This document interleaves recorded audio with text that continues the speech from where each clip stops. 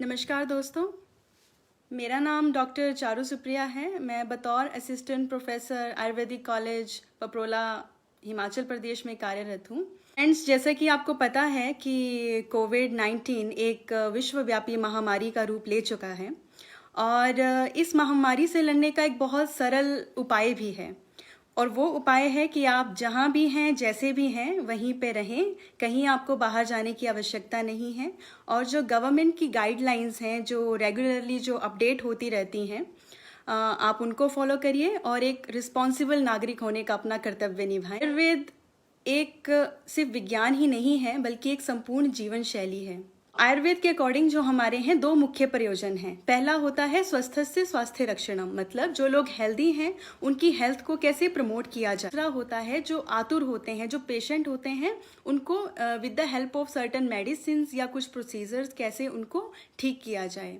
तो मैं यहाँ पे जो एम्फेसिस करूंगी दोस्तों, वो है पहला जो पॉइंट मैंने बताया, स्वस्थस्य स्वास्थ्य रक्षणम, मतलब आप अपने हेल्थ को कैसे प्रमोट कर सकते हैं, क्योंकि यही आज के टाइम की नीड है। आप सब लोग क्वारंटाइन हैं और ये बहुत ज़रूरी है इस टाइम पे। दोस्तों, आयुर्वेद में एक चीज़ आती है दिनचर्या। दिनचर्या का मतलब होता है daily activities in the form of जो भी आप खाना भी खाते हैं, जो भी आप व्यायाम करते हैं। दिनचर्या को जो हम फॉलो करते हैं वो अकॉर्डिंग टू सीजन करते हैं, मतलब ऋतु के अनुसार हम दिनचर्या को फॉलो करते हैं। इस समय जो व्याधियां होती हैं, लाइक कफ रिलेटेड जितने भी डिसऑर्डर्स होते हैं वो ज़्यादा होते हैं, लाइक फ्लू, एलर्जेंस और लाइफस्टाइल डिसऑर्डर्स। नेचुरली वो होंगे ही, क्योंकि हम सब इस टाइम क्वारंटाइंड हैं, फिजिकली इनएक्टिव भी हैं। तो दोस्तों, इस समय हमें अपनी हेल्थ के लिए बहुत ज़रूरी है कि हम कुछ टिप्स को फॉलो करें। तो दोस्तों, मैंने आपके लिए दिनचर्या को बेसिकली 3 कंपोनेंट्स में डिवाइड किया है: आहार, निद्रा और व्यायाम। आहार का मतलब है फूड। तो आहार जो है दिनचर्या का एक बहुत ही एसेंशियल कंपोनेंट है। जैसे कि मैंने आपको बताया कि इस समय जो हमारी डाइजेस्टिव पावर है कम होती है, वीक होती है। तो इस डाइजेस्टिव पावर को हमें बढ़ाने के लिए हमारी किचन में बहुत ही एसेंशियल औषधियाँ जो हैं हमारे पास रहती हैं, तो आप उनको यूज़ कर सकते हैं। फॉर एग्जाम्पल धनिया, जीरा, दालचीनी, शुंठी मतलब ड्राई जिंजर जिसको बोलते हैं, मरीच मतलब काली मिर्च। तो इनको आप रेगुलरली यूज़ करें, इससे आपकी डाइजेस्टिव पावर जो है वो इंक्रीज़ होगी। साथ ही आप हल्दी और तुलसी इनका नियमित रूप से यूज़ करें, इससे इम्यूनिटी एनहेंस होती है। ये तो बात थी औषधियों की। दोस्तों, इसके अलावा आपको भोजन लेना कैसे है, ये भी एक बहुत इम्पॉर्टेंट फैक्टर है। आयुर्वेद में एक शब्द आता है अध्यशन।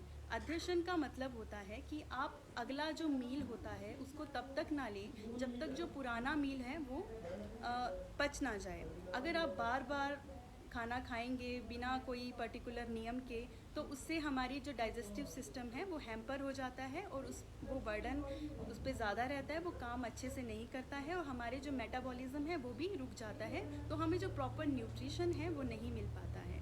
इसीलिए इस समय एडवाइस ये है कि आप कम खाएं, हेल्दी खाएं और गर्म खाना खाएं और फ्रेश खाना खाएं। ये बहुत एक इम्पॉर्टेंट है।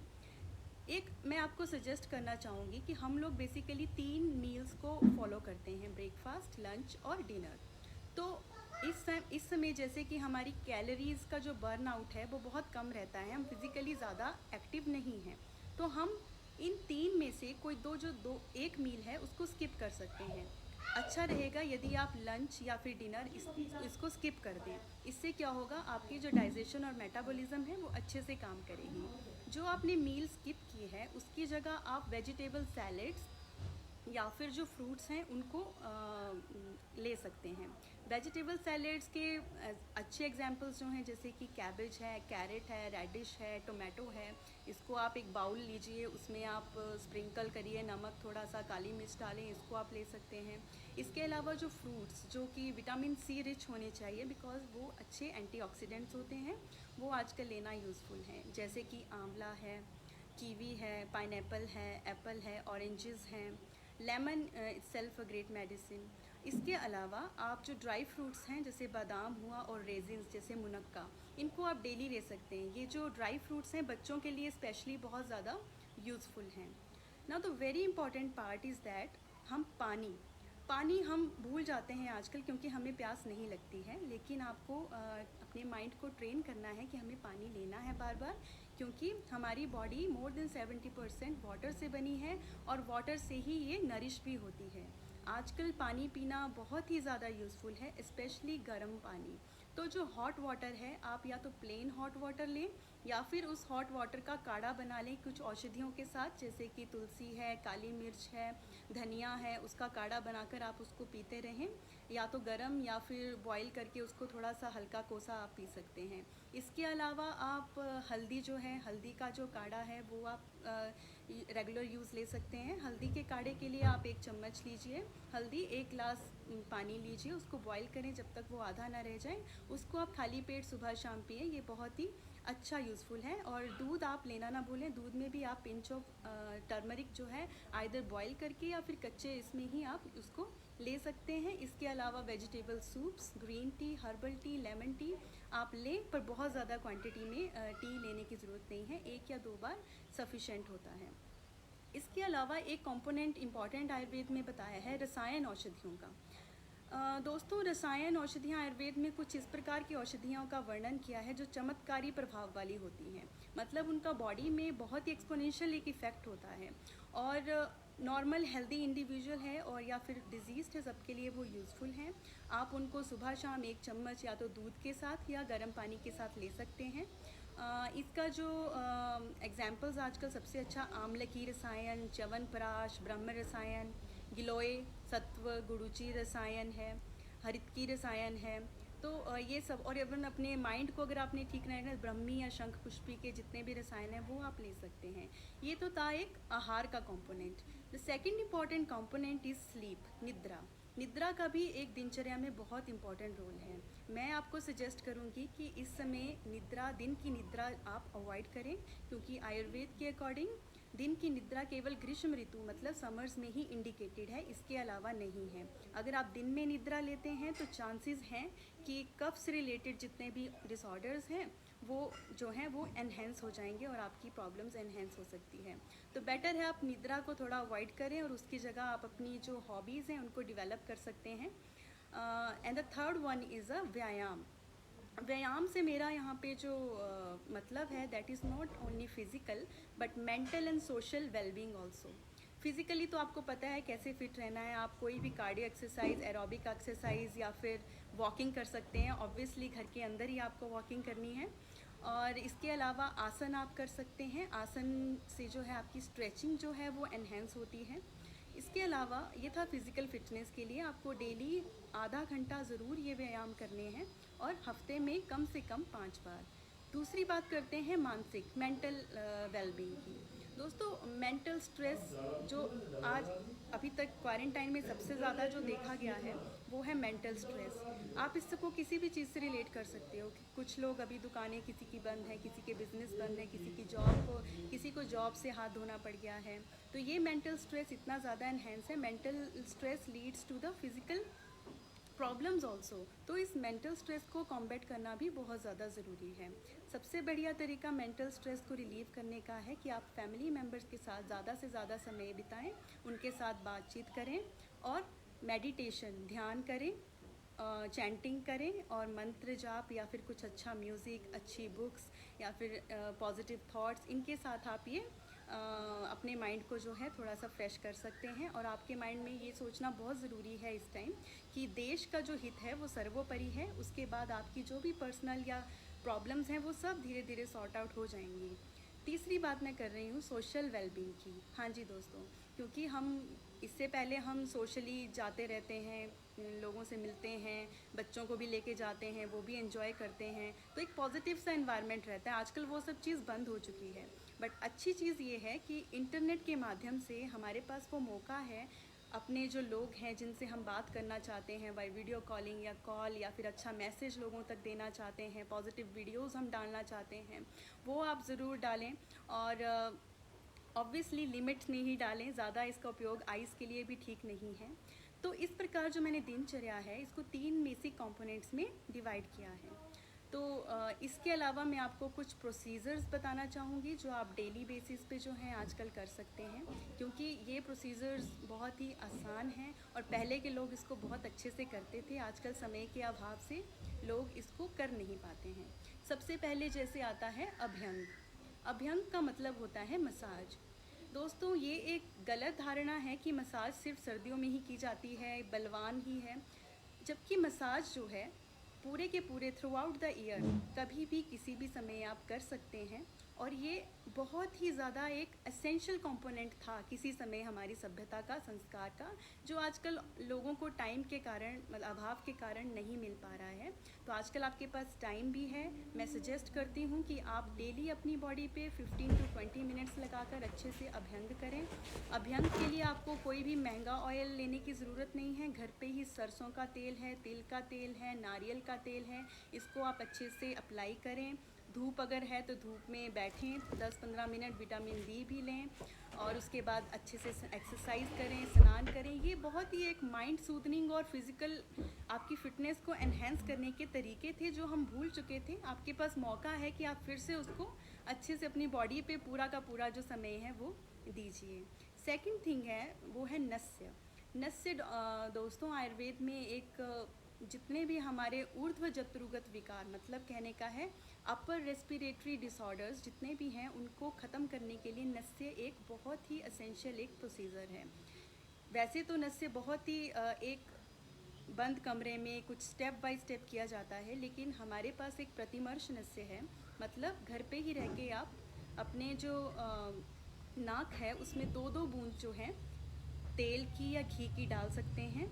इसका रीज़न भी है क्योंकि जो हमारे वायरसेस हैं, फ्लूज़ हैं, जो भी हम इनसे इन्फेक्शन में आते हैं वो म्यूकस मेम्ब्रेन से ही आते हैं। तो ये म्यूकस मेम्ब्रेन्स को प्रोटेक्ट करता है। तो इस प्रोटेक्शन के लिए आप सुबह या शाम दिन में 2-2 बूंद जो हैं नाक में ज़रूर डालें। इसके लिए आपको कोई मेडिसिन लेने की ज़रूरत नहीं है, घर पे ही गाय का घी सबके पास होता है, उसको आप पिघलाकर 2-2 बूंद नाक में डाल सकते हैं।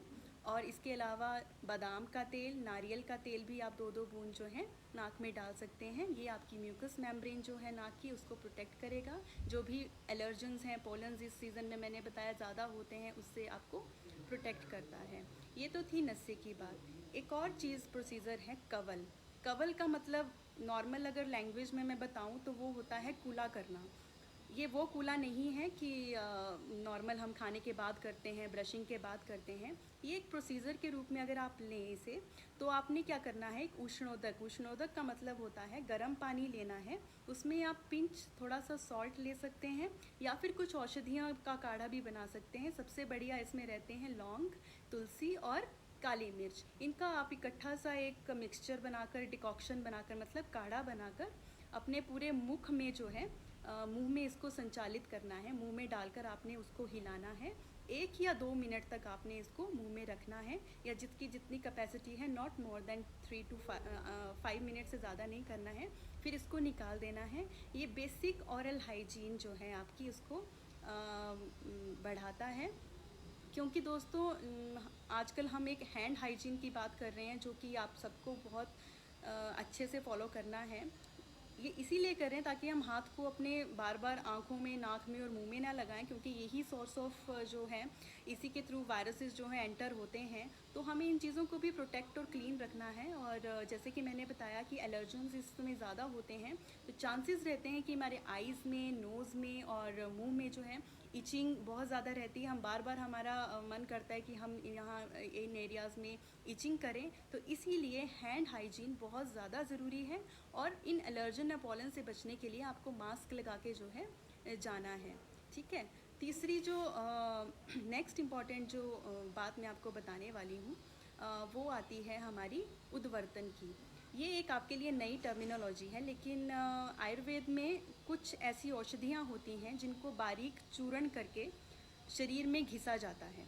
नॉर्मल भाषा में अगर बोलें कि चूर्ण को जो होते हैं शरीर में रगड़ने को बोलते हैं। तो दोस्तों, इसका फ़ायदा क्या है? आजकल आप सब लोग जैसे घर पे बैठे हैं, घर पे बैठ के आप लोग मोटे भी हो रहे होंगे कुछ लोग ऑब्वियसली, लेकिन आप मोटे हो गए हैं या फिर मोटे ना हो, इससे बचने के लिए उद्वर्तन की क्रिया बताई है।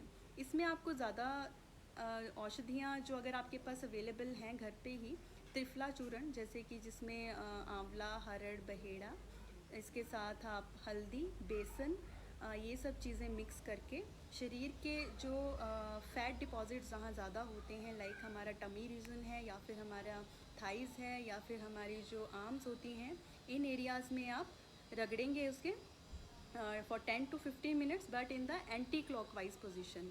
इससे आपको क्या होगा, वो एरिया जो मसल्स होंगी वो बहुत ज़्यादा स्टिफ हो जाएंगी। और ये सिर्फ मोटे लोगों के लिए या जो मोटापे से बचना चाहते हैं उसी के लिए नहीं है, बल्कि जो लोग स्किन लाइटनिंग या पॉलिशिंग या चमक चाहते हैं उनके लिए भी एक बहुत जो असेंशियल है प्रोसीजर है, और बहुत सिंपल भी है। It just take 10 to 15 minutes. Friends, next is very important, is a स्वेदन। स्वेदन को आप स्टीमिंग समझ सकते हैं। स्टीमिंग स्पेशली जो हमारा फेस रीजन होता है, इस चीज़ की स्टीमिंग करना।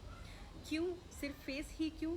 क्योंकि मैंने आपको बताया कि आयुर्वेद के अकॉर्डिंग जो अपर सर्वाइकल रीजन होते हैं, ये सब हमारे कफ के स्थान हैं, और मोस्टली जो flu like conditions, viral condition और ये जो सीज़न होता है, ये प्रोन होता है इन व्याधियों के। तो इन व्याधियों को ना होने दिया जाए, या हो चुकी हैं या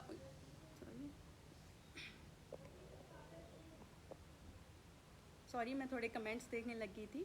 तो ये व्याधियाँ ना हो और इन व्याधियों को रोका जा सके, इसलिए जो स्टीमिंग है वो नॉर्मल आपने वाटर जो है उसको करनी है for 5 to 7 minutes for the face.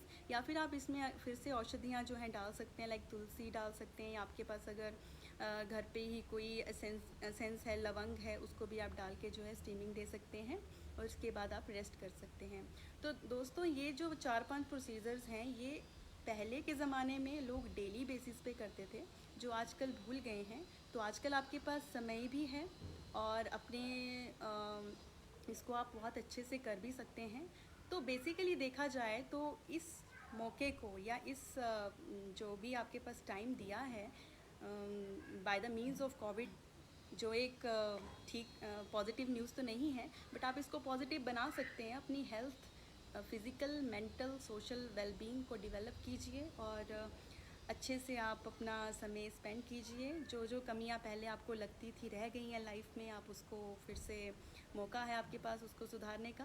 तो इन्हीं शब्दों के साथ मैं चाहती हूँ, काफ़ी मैंने टिप्स आपको बताए हैं। अगर इन बिटवीन अगर आपकी कुछ क्वेरीज़ हैं और सजेशंस हैं, आप मुझे अभी बता सकते हैं।